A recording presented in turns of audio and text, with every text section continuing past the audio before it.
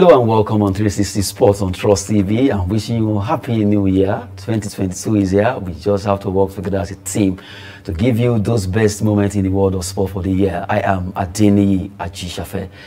Well, 2022, a lot of expectation in the world of sport, both for the local level, the national, international level, all across the globe. The year is here and everyone will be planning ahead of the year. Joining me in the studio is Godwin Bamigboye. Good to have you. Thank you.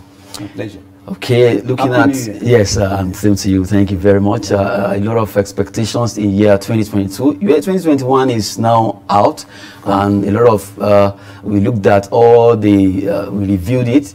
That was on Friday, and now we have to look at 2022 as a year. A lot of happenings that will be coming up in the year 2022, especially in Nigerian sport. Nigerian sport expectation for 2022, that's what we are looking at right now as our first story on the show.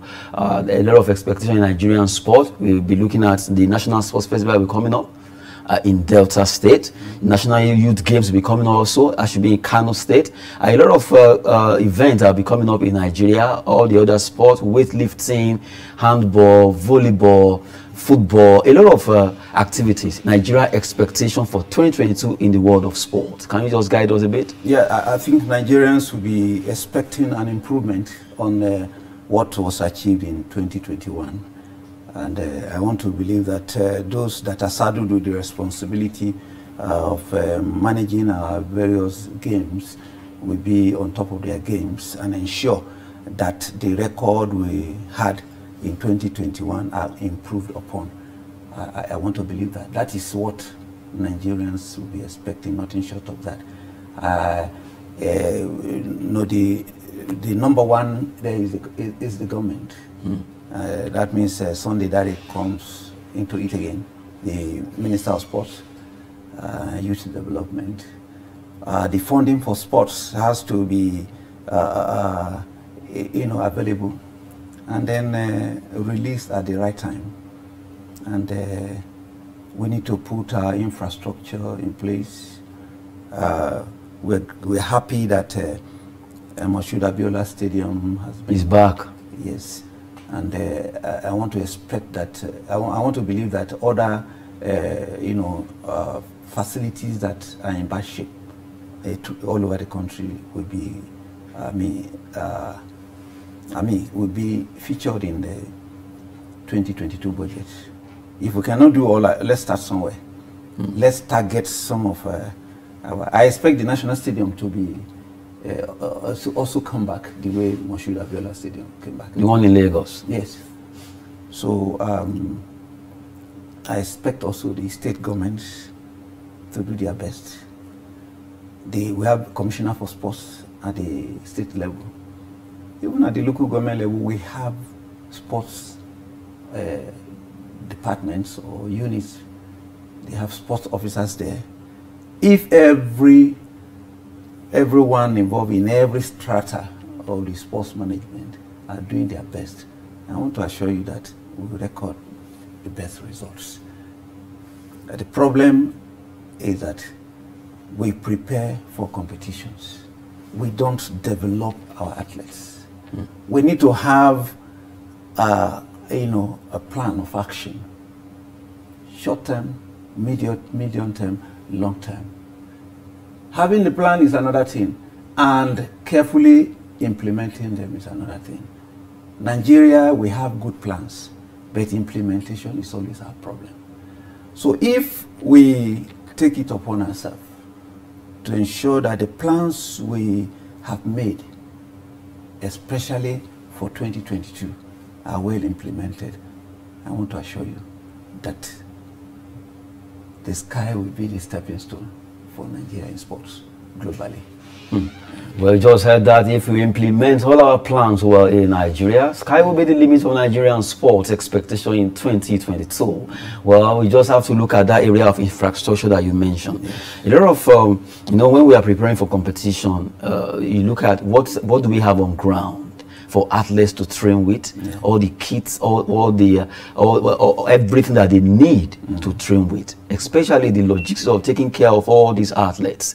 At times you look at the athletes not having what they need to go for competition or to prepare for competition is always a big problem. Athletes' welfare is something that we have to look into very well. It is either that the money is not available, or that somebody has tampered with the money along the line. I'm talking about corruption. Let what is due to them be given to them. Let budgeting be made at the appropriate time. And then money released, there should be cash backing, either at the federal level or the state level. It is very, very important. You don't have to wait at a point in time you say there's no money, and you know you are going for that competition. You have to make arrangement. And then it should not be only government. I like what the Minister of Sports is doing in this, is adopt an athlete program. It's very good. It's targeted at specific athletes. And then those that are adopting these athletes, we make sure that they take care of these athletes. You know, they ensure that their preparations, their training is worth taking care of. So with that, with budget or no budget, you see the athletes, the plan of, you know, development, training and all this is ongoing. So what may hinder it is if at a point in time the government said there's no money to go for such a competition. So and that aspect of corruption, well, I think I would just say that people should let me go spiritual now. They should have the fear of God and ensure that the money meant for athletes are given to them. These people, they sacrifice a lot. It is not easy to deny yourself of so many things. You know, you have to train your body from your head to your toe. You have to train your body. You have to subject it to some physical exercises, and it's not easy. When a player has to, an athlete has to jog for some kilometers, it's not an easy thing. When he goes to the gym, he has to endure. He goes to climb, the hill, so that he can, have that endurance, that strength. The boxers, when you go to the boxing gym and you see sometimes how they pummel each other, you will pity them. They really, wrestlers endure, some physical, beating. So whatever is due to them, please give it to them. And I believe with all their heart they will come out. And it is embarrassing sometimes when you hear that athletes are protesting for their money. Why should they protest? Why was money not budgeted? Sometimes it is budgeted. Give it to them. Somebody will be delaying it. The money. Give it to them. Give it to them and you will get the best from them. We've just been talking about Nigerian expectations in the world of sport for year 2022. The year is here, Ronnie. Let's plan well. According to Bamibuye there, we just have to make sure our infrastructure are in place and not forgetting to always give credit to who is due. Talking about the athletes, they're actually doing the geoman's job. Always give them what they deserve. Give them while their sweat is still very fresh. You just have to let them have that particular support, welfare. Give them that particular support and they will give you the best. That's a good one there. Looking at the year 2022, Nigerian expectation in the world of sport. We look at the 2022 National Youth Games. We have to talk about this National Sports Festival that will be coming up in Delta State. A lot of plans will be in place for this year. Different sports in Nigeria. At least we have about 36 or 35 federations out there who will be coming out to rolling out their drum concerning different template of competitions that athletes will be able to at least use to train, to compete, to also earn a lot of glory for themselves and also for Nigeria. We're hoping that 2022 will give Nigeria a lot of hopes and also a lot of results. We're away from that particular topic now, leaving Nigerian expectation in the world of sport 2022. Let's look at a particular sector in Nigerian sport that a lot of people underrate it, a lot of people disrespect it, a lot of people don't see it as and is the most viable sector, because that's where you can start from. It's the foundation of every nation's sport, grassroots. Grassroots sport development, grassroots sport in Nigeria in the year 2022. Let's look at, do you think it's going to be better this year? Looking at the way we've been taking it in 2021, previous years concerning grassroots sport, we have a lot of Nigerian athletes in different sports in the grassroots, untapped, talents untapped. 2022, what do you see about this happening? Yes, it should be a wake-up call to all that are concerned. Federal, state, and local governments. And also corporate bodies. Corporate bodies. Well, of course, you know that the Federal Ministry of Sports has a grassroots department, which I see as a very good step towards developing athletes from the... So let's hope that that grassroots department from the Federal Ministry of Youth and Sports will actually be spurred into action this year, and they will do more. Yes. That is my expectation, and I believe that's the expectation of every Nigerian. There should be a collaboration with the state governments. The state governments have to take grassroots sports also serious, because they are the people on ground. And going lower again, you are talking of the local governments. We used to have a Governors' Cup in many of these states, but in recent times, the Governors' Cup has disappeared from some states. And this is the Governors' Cup. Every local government in a state compete. Yeah, they compete in the Governors' Cup. Is it happening in some states now? No. Some are not. They are not holding the Governors' Cup any longer. The FCT also used to have inter-area council. That's the local government. Yes, yeah, that's in FCT it is called area council. Yes, we used to have the area council competitions. Yet it still holds, but it is not as viable as it used to be. Yes, that vibrancy is no longer there. We used to have a very wonderful project called Athletes of Hope in FCT. Athletes of Hope. Of Hope. In the grassroots level. That is it. It's meant for grassroots, to bring them to go there, look for them, identify them, then get those that are talented, and then you groom them, you nurture them to stardom. Very viable, very wonderful program, but that has gone into limbo. I can't hear anything about it again. I think Athletes of Hope and similar projects at the state level should, be revived. And states that don't have,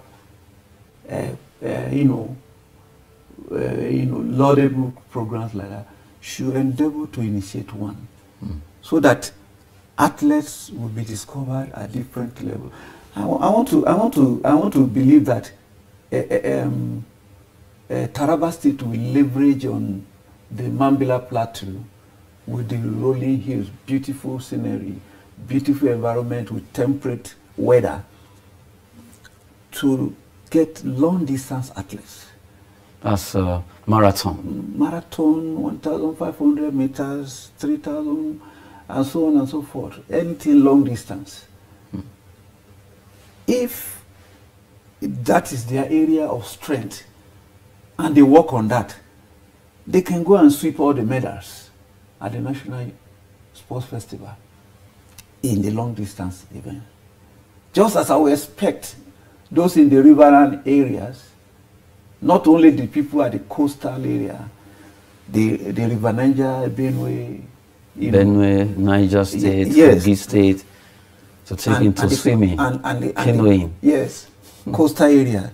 Let them leverage on what they have, the natural environment. Let them use it to their own benefits. I also expect that Borno State, Sokoto State, Katsina State should also be good in long distance races because of the arid nature of the environment. So they should be able, if you train on sand, you gain stamina. You have endurance. So somebody training on the sand in Katsina State, when he enters the track, it will look like he's not. It's also a child's play. He will be moving, looking towards getting his or her gold medal. So those are the areas we should be looking at. In the grassroots level. Yes, and but every attention is always focused on the national teams and all that. Yes, and if you continue to do it that way, we will not make progress. We need to really develop what we have at the grassroots level. And you see, we have the federations, the national federations. At the state level, we have associations. What are they doing? Everybody is looking. If it is NFF, they are looking at the NFF. The state FA chairman, a lot of them are looking for when the Congress. I'm sorry to say, I'm a football person. They are looking for when, towards when the NFF Congress will take place, because they will cater for, and then after they go back to where they are, to their states. But what programs do they have on ground to develop? Just go to the states, different states, and ask them what programs do they have. For FCT, I can vouch for FCT. Abba Mukhtar, the chairman, is doing well because we have a number. The FCT league is currently going. Yes, we were there during the opening ceremony. Yes, and he has trained over 36 coaches to NIS Basic course here in Abuja. Some people have been given the opportunity to, yes, in the past, to receive a CAF training, a CAF licensing, and I believe more will still come. So well, I'm not really. I'm just telling you what is happening. If you go to Buhari Stadium, there's a facelift. If you go there, by the time they finish, Buhari can host, the National League matches. So there's that possibility that an MPFL side can adopt use that Buhari place as their base. Now, when we talk about grassroots, yes, discovery, nurturing, yes, and then before you actually move them to anywhere they want to get to. But we lack this because most athletes, when you interview them that plays other football, they are into sport in the grassroots level. By the time you talk to them one-on-one and see what they face, even before being selected, especially those who are the interlands, those nooks and crannies, places that are not too obscure places, towns and villages where you have a lot of talent, but nobody is able to spot them because they are far away. I think it's high time the chairman of local governments, if we're looking at state, federal, the local government chairman are the closest. Yes. If the chairman's corps, it might be in football, it could be in handball, it could be in any sport. Yeah, any sport, yes. Talent will be discovered. Yeah. And then they can, okay, whoever wins, will give you this particular scholarship, or we give you this, and just to encourage them. Yeah. If you are being given scholarship to go to school as you are doing your sport or go to an academy, of course, you have the chance to become a star. Lest I forget, there are individuals and corporate bodies that are contributing a lot for now. If I may just mention a few, let me start from my base. The former NFF president, Alhaji Sani Lulu Abdullahi, when he left office, he founded Fosla Academy. Fosla Academy, they discover you at age 12. You must not be more than 13 years. It's not a football academy. It's an academy that emphasizes football and other games, particularly football. You do your normal academic training. You go, you sit for your school start, or and then you move on to higher institution. He graduated some boys, and then they were able to gain admission to Nasarawa State University, particularly Nasarawa State University, but there are other universities, and that is, you know, a partnership that they had. So the boys they have in Nasarawa State University have more than a football team, and that is why they now decided to found, or they established a Fosler Football Club. Not part of the academy, is, you know, on its own, but still managed by Fosler. So those boys are playing in the National League, but they are undergraduates. A lot of, I mean, I think by next year, some of them will graduate. Mm. So we have academies like Cal Academy in the East. We have one San Antonio Football Academy, managed by one, young woman that is really, vibrant. Yeah, Linda development. Linda Ike Opara, and so many other academies, all over the country. Individuals putting their money into this. It's not only football anyway. You see some people training athletes on their own. You see people training swimmers. You what's this? Is it judoka man or gymnastics? Is it gymnastics now? I think what Coach Tony is doing with the gymnastics here in Abuja. Yes, a lot of them all over the country. They are making personal effort. When they need to be supported. For now, government, plays so much role in sports. They need to support these people. And then I'm looking forward to when we have a very solid sports policy in Nigeria. I'm looking to a time where our sports policy will make it easy for clubs or athletes to get sponsorship from the private sector, just like you have in South Africa. You see clubs in the league, virtually all of them have sponsors. So, but we are here. We are the sponsors. We need them. We need to encourage them to move forward. Well, we've been talking concerning grassroots sport development in Nigeria for 2022. What are the expectations? What can we do? Talking about different category of sport in Nigeria that comes from the grassroots. A lot of talent untapped. We just have to look into that sector. That is the foundation. That is the background of Nigerian sport, where we can get it right. Because when we catch them young, it will be very easy for us to have enough hands and legs that will go into sports to become stars for Nigeria. Talking about that particular topic, grassroots sport in the year 2022, what do we get from this particular sector? We hope that corporate sports, corporate bodies will actually support sport, and also the local government chairman will see sport as a tool to get all the youth out there to go into sport. Parents, guardians, you encourage their words to go into sport. If you notice that they are in love in one particular sport, just aid them, encourage them, instead of at least discouraging them. You never can tell, they may become the next star from your home. Now let's go on the show to allow you to have some feel-offs from traditional sport and also some local grassroots football. We'll go on a break right now.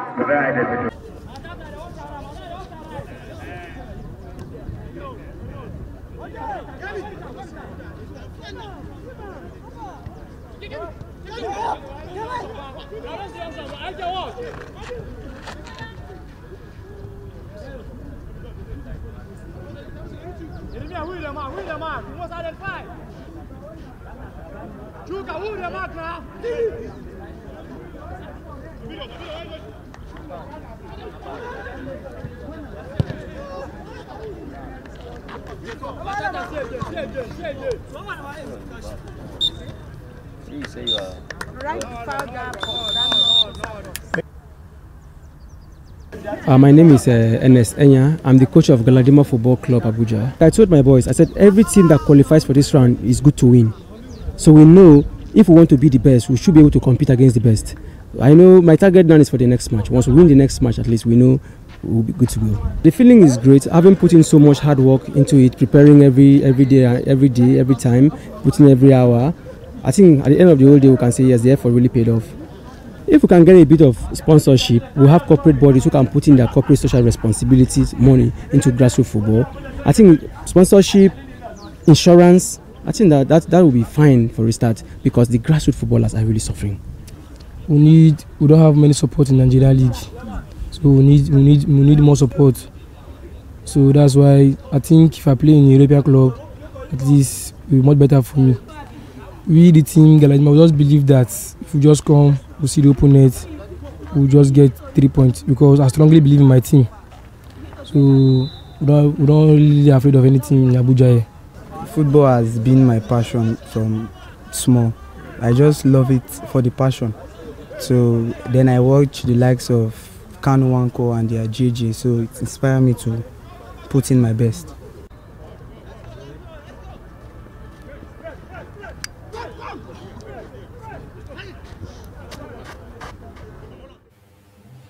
Well, some traditional sports and also grassroots sport there. We just have to talk about it. Looking at the grassroots sector, sports sector is a very vibrant sector that needs to be looked at. We need to encourage, really need to encourage all our grassroots sportsmen and women there. Now, we just have to digress away from grassroots. We've taken Nigeria expectations for 2022 in the world of sport. We have also taken the grassroots sport expectation for 2022. And now let's look at the biggest tournament in Africa right now is AFCON. Everyone is talking about AFCON, African Cup of Nations 2021, that will be happening in a couple of days now. By January 9, that particular competition will start. Number one, the fact that CAF stood their ground, that this competition must stay. Commendations to CAF, the entire board, and also, even though the issue of COVID-19 here and there, we're hearing some news, but as it is, AFCON 2021 is coming up in the next 9 days. Yes, just like the Olympics, the AFCON was threatened by COVID-19, especially with the variant, Omicron variant. And there was, people were contemplating, oh, let's shift AFCON. And I'm happy that the vibrant man, the ex-international, who is now the president of FECAFOOT, Samuel Eto'o, a wonderful young man. He stood their ground, and I mean, he stood his ground, he and his men, and then CAF President Mosepe. They say it will go on. I am looking at, what do I call it? The European clubs. They seem to be working against AFCON. Maybe they feel like AFCON is not as important as their own. They are looking at their league because... as more important. Yes, because this is a period that they need these players so much. it affects them. And that is to say that the African players there are doing very well. They are very important. So by the time they move away during AFCON, it affects some of the clubs. So that's why they are calling for. In a way, they are, you know, trying to.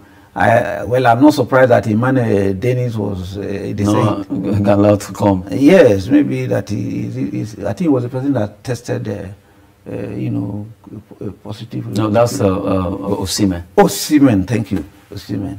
You know, I know Osimhen is just recovering from injury, and you know how important he is to Napoli. And Napoli will not allow him go. They have been talking about it.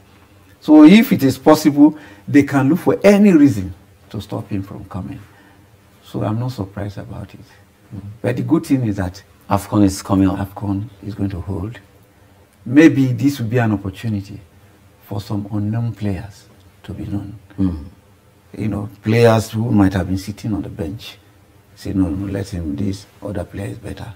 He will come and deliver. And not only deliver, he will deliver well and even better than the person that was rated ahead expected. So I think it's all for good. Okay, if you look at AFCON, African Cup of Nations 2021, despite the delay and all, everything is coming up. Cameroon will be hosting COVID-19 and all that. But I think the way it is, Africa is really ready for this. Africa is ready. If we're not ready, what else are we going to be ready for? This is our biggest football event. If you are not ready for AFCON, then that means you have killed the others. You know, whatever it is, let us go ahead and do it.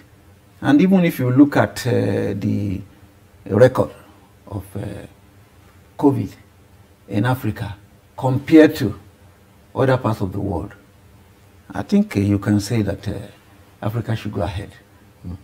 You know, and I believe at the end of the competition in February, we'll be counting the gains, the benefits of hosting the event. If AFCON is not even going to hold, you see, it will affect me, it will affect you, it will affect so many other people, because there are people who want to stay glued to their TV to watch, to feel happy. You know, they are not happy, but when they begin to watch all the happenings there, yes, especially if your country is winning, you are a happy person. You are fulfilled. Fulfilled.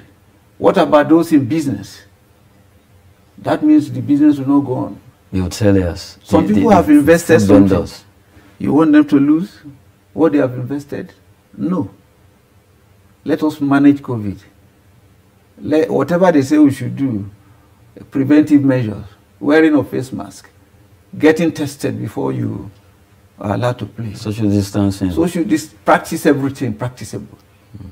But let the competition. COVID-19 is here with us, but we can manage it and still live. Life continues. Life continues, yes. Coming from Godwin Bamigwe. They are talking about AFCON 2021. We just have to be, we are looking at the event, and it's Moscow, and it's coming in the next 9 days. AFCON will be here, and everyone wants to see what will Nigeria do at the AFCON. Everybody wants to see what the likes of Sudan, Guinea-Bissau, Ghana, Egypt, Algeria, what would they be offering the team players? Well, what will be happening at the AFCON? We want to enjoy some African heritage football. Talking about the African Cup of Nations 2021 that will be starting in Cameroon, Yaoundé, Douala, Garoua, all the places, all the cities, all the towns where these teams will be playing. We hope the best will come from Cameroon. Now, away from AFCON, let's come back home. Let's talk about Nigerian Professional Football League. Matches have started. We have match 1, 2, 3 played. Now, match day 4 is coming up. That will be coming up this weekend, precisely Sunday and Monday. The LMC actually shared some matches. But now let's look at some matches that will be coming up in the NPFL for match day 4. A lot of matches will be coming up in match day 4, where teams will just have to face themselves. Nasarawa United will be hosting Aqua United. Dakada will be at home against a team that they just have to be up for them to perform against Raymond Stars. Raymond Stars have shocked everyone this season. They are standing top of the log, and now they play away to Dakada in that particular match there. You have Plateau United against Heartland that will be coming up. MFM plays away to Wiki Tourists of Bauchi, and you look at Abia Warriors will be at home against Kwara United. A big one there. Abia Warriors against Kwara United. Coach Abdullahi Bifo will be facing Abia United, Abia Warriors. It's going to be a big one in that particular match. Still looking at the matches for this weekend, I just have to give it up to Enugu Rangers. Enugu Rangers, they will be at home as they hold Niger Tornadoes, while Sunshine Stars play away to Rivers United. You just have to also look at Kano Pillars. Kano Pillars, they lost their last match against Katsina United. It was a derby, but Katsina United actually won by a lone goal. Kano Pillars will be at home. They'll be hosting Eyimba. That's going to be the El Clasico of Nigeria for this weekend. Eyimba versus Kano Pillars, where you just have to respect the fact that in the north, football is really a big business. A lot of people love football. Kano Pillars at home against Eyimba. You just also have to look at other matches that are becoming Gombe United will be hosting Lobby Stars, while the like of Katsina United will play away to Shooting Stars of Ibadan. Shooting Stars will be at home, and those are the matches that will be coming up this weekend in the MPFL. 3 matches has been moved to Monday, while the remaining 7 will be played for this coming Sunday. Well, good one there. The MPFL match day 4 is here. We just have to take it as it comes. But for you to have a feel of what happened in the MPFL match day 3, we give you Eyimba versus Rivers United, where they beat them by a long goal. We have it for you.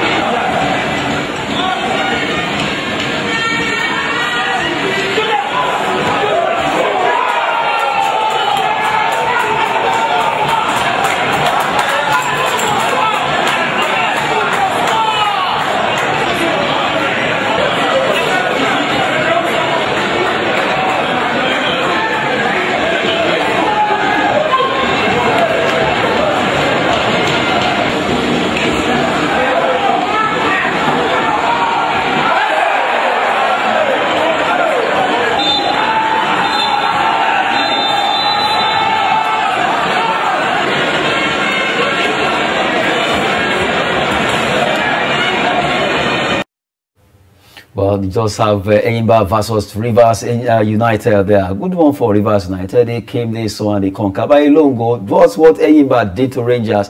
They also got their own bitter pill in that particular encounter there. That's football, you know. At times when you give what to do to others, they also do it to you. They defeated Rangers in Enugu.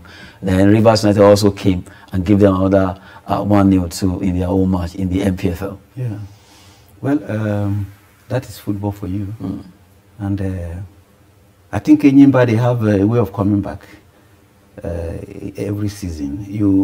Even when you think they will not be able to, you know, be among the best, somehow they get there. And that's why most times they're in the continental competitions. Eyimba, you know, is the most accomplished football club in Nigeria. The trophies they have won, I think, is more than what any other team has won so far. Nigeria team has won. But my concern is that, will I say, I should advise the NPFL, there's a saying that what is What doing? worth doing is worth doing well. We play our league. You say our league is good, Nigerian league is good. But when you get to the continental engagement, sometimes Mobi Pegasus of Benin Republic can knock our Nigerian best team team out. I say Mogas Football Club of Benin Republic, not Mobi Pegasus, Mogas Football Club of Benin Republic. And, you know, other African, other teams from African countries. It is, I expect that if our league is the best, it is one of the best, we should be able to, at any season, get to that stage. Either semi-final Yes. or final, always being reckoned with. We need to get there. We are supposed to be getting there. But I think, I mentioned that what is worth doing. Is what doing well. Is it the officiating that is the problem? Is it that maybe some clubs insist that, oh, they come for their match, they must get a penalty if it is difficult for them? They must win at all costs. Well, I think there is an improvement in that area. Sorry, I'm moving to other... And the whole must win mentality is actually wearing off now. Yes, yes. And that will be good for our football. And when you are getting that right, the clubs too have to manage the players well, the club well. Sometimes it is money again. Players are not paid. Why? Did you not plan for them? They are not paid. And sometimes they embark on a strike or a protest. That is embarrassing. And sometimes at the end of the season, instead of a team that won the league to consolidate on what they have by preparing for the continental engagement, you see the players flying here and there, moving to one club. This club is giving them... did they not sign contract? Did they not agree they will stay for a number of years? Maybe 2 seasons. Because if you perform well, you need those crop of players with some little improvement to move on to the next season to participate in the continental competitions. But most times you find out that the players are not there. I think Dakada, is it Aqua United, passed through that problem last time. They were knocked out of the Champions League early, which is bad for the Nigerian champion to get knocked out. Just like that. They just entered first round. And that's the first round. They were gone. So it is shameful.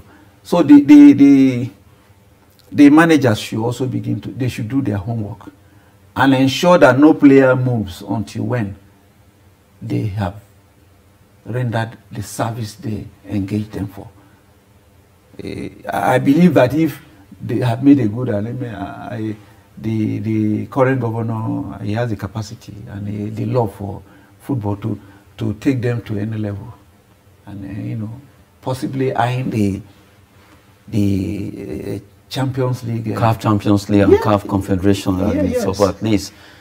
So those are the things we need to look at. The clubs, should be. And there was a time I suggested to the NPFL that the NPFL, all the various leagues need a technical department. We have technical department in NFF. The NPFL has no technical department. The NNL has no technical department. All unit, if you want to call it a unit. The Nationwide League, the biggest league, or the biggest, the widest, doesn't have a technical unit or department. These people would have been in a position to guide the various leagues. Oh, it will even help to begin to systematically select players into a pool You don't need to start running around home-based Super Eagles when you are supposed to have a pool of players that you have identified for the any event, home-based Super Eagles, yes. So that when it is time, you just bring them to camp, and they can even be training from time to time. You pull them out, maybe when there's a video, you pull them, say, come and train for 2 days, play a match, then you go back. That understanding will be there. You are building it, a home-based team. We have been playing CHAN. Nigeria has never won a CHAN. Despite all the 20 teams and all that. Yes, we have not. We always get knocked out. So there are a lot of things to do. So, assuming we have the technical department, at least they will have been able to man some of these areas that you're talking about. Yes, yes. They will be working with the clubs. And you see, they are monitoring the league, and they are seeing exceptional players. You recruit them. Sometimes they can even advise club, you know, this your player is not doing well. So all those things need to be taken into consideration by clubs. We just have to look at all these things we just mentioned. A lot of things that needs to be done concerning MPFL. Technical departments should be created where they can look into all the matches, best players, and we can have pool of players from the Nigerian Professional Football League. Highlighting MPFL Match Day 4 that will be coming up this weekend across different stadia in Nigeria, and to let you know that matches will be coming up on Sunday, and also 3 matches will be coming up on Monday. We just roll out those matches earlier on. Now let's move away and talk about this year. The biggest event expected this year is going to be the FIFA 2022 World Cup that will be coming up in Qatar. Well, that particular competition will be coming up this year, and it's expected that a lot of countries, once they will be qualifying, will play. Nigeria, we are yet to, because of the fact that we are going to play playoff. The expectation is very high to see what's going to happen in 2022. Qatar as a country, I think they are really preparing for this competition. They want to host the world. They want to give the world the best. They are wonderful. And this is the first time that World Cup will change from the normal June, July time now to November, December. Yes. So I think they also considered weather. You know, that place, you know, the temperature is hot. It's hot. So it is a FIFA thought well. I mean, in partnership with the host to get a time that will be convenient to host the Mundial. Good one there. Well, good one from FIFA. We just hope that this year's World Cup will be one of the best, if not the best. A lot of expectation from Qatar, the host for this year edition 2022 FIFA World Cup. A lot of nations are preparing. Some have qualified, some are waiting. Nigeria will be hoping that they get a team that they can easily roll over and qualify for Qatar 2022 World Cup. We hope that the Super Eagles will fly in that particular competition. Now let's talk about the news that came out some days ago that the man Jose Pizarro has been appointed as the manager of Nigerian Super Eagles. Here it has been confirmed by NFF that the Portuguese will be the one to take Nigeria Super Eagles to take over after the AFCON. Interim manager is there. Austin Eguavoin has taken over as interim manager, while Jose Pizarro will also be taken over after the AFCON. But the way it is now, Jose Pizarro and the Super Eagles, what does he have to offer? What does he need to do to get our team out of the way they play football now, where we know how good they are, but at times the Super Eagles don't play the way we expect it? Yes, the Super Eagles need to up their game. I think the problem they've had is, you know, a good manager. I don't know how good Pizarro is, but from what I've read about him, he's an average coach, if he's even average. Yes, I suggested before now that we should invite Amunike to come and take the team. I still don't understand why we so much believe in the foreigners. Yes, Amunike has coached another Tanzanian team a country's team. He has, you know, he went to Sudan. I think he coached a club there. So he has got the experience is there. The experience is there. I don't know the problem.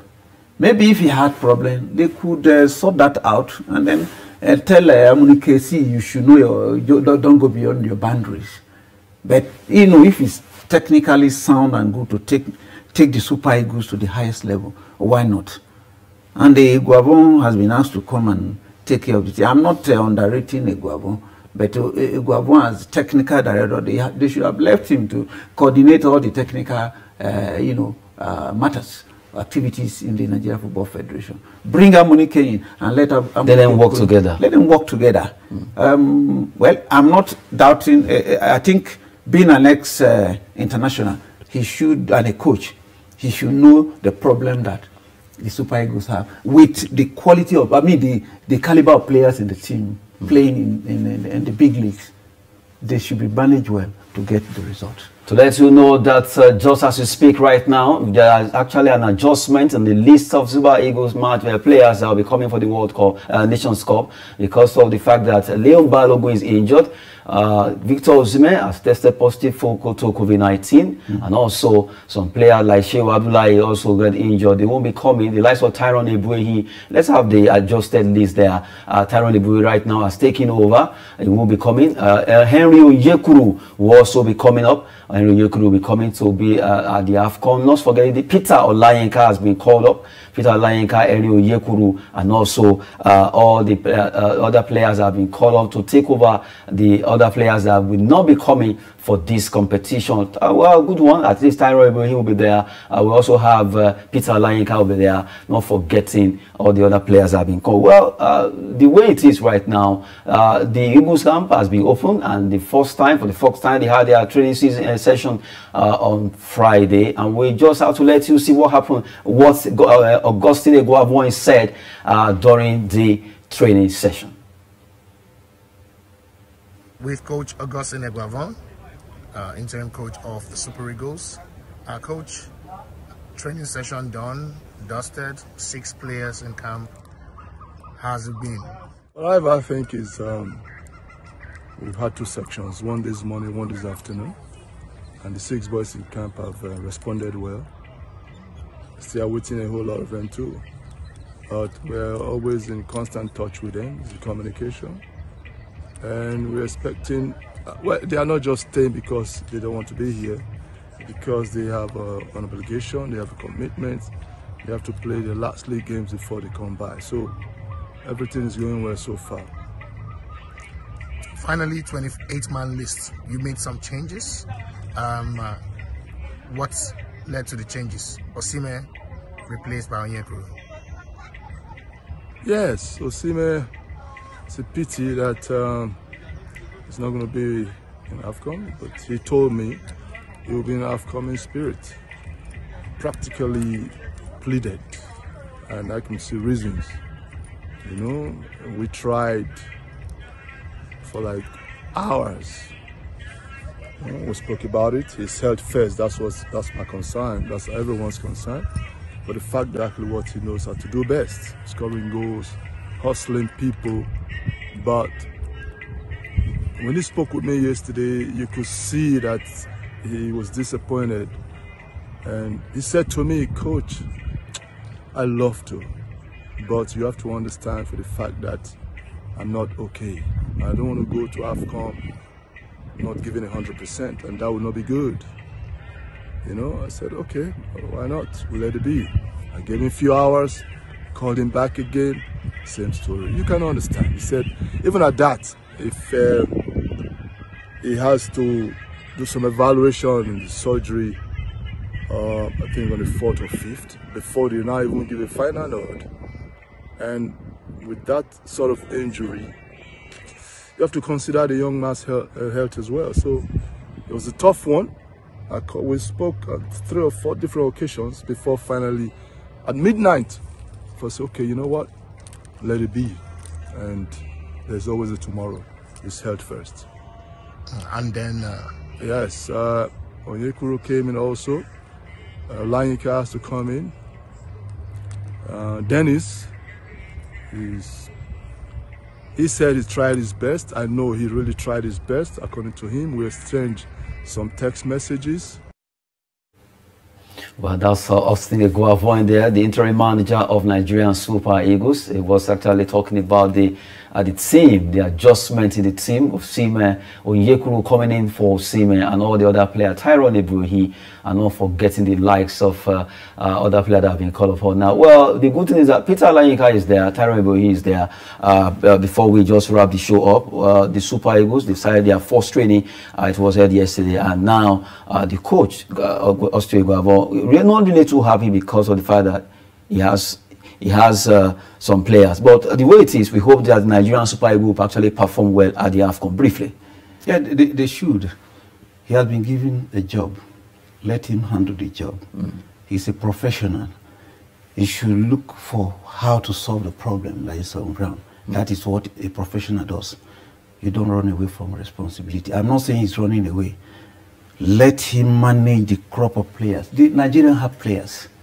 Manage them, and then we'll get the best. Good one there. We just want to appreciate you for coming on the show. Thank you very much. Thank you very much. Once more, Happy New Year. Good one there. Well, to let you know, to say to you out there, Happy New Year to you, and we want to always have you watching 360 Sport on Trust TV. I am Adeniyi Ajisafe. Thanks for watching.